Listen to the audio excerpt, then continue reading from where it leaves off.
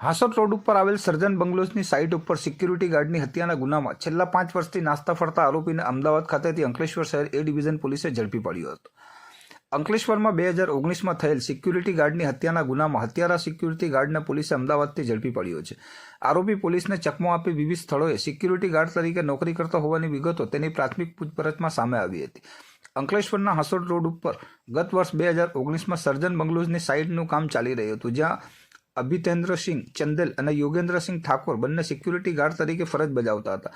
16 November 2019ના રોજ રાત્રિના અરસામાં બંને વચ્ચે કોઈ કારણસર ઝઘડો થયો હતો. આ ઝઘડામાં યોગેન્દ્રસિંહે ઉશ્કેરાઈ જઈ અભિતેન્દ્રસિંહના માથામાં પથ્થરો મારી હત્યા કરી નાખી હતી. હત્યા બાદ તે ફરાર થઈ ગયો હતો.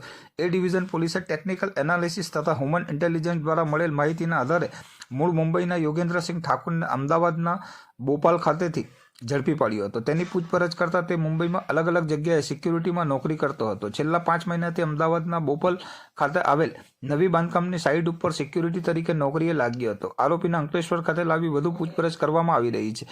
તેણે સાથી કર્મચારીની હત્યા કેમ કરી તેની વિગતો પોલીસ હાલ મેળવી રહી છે.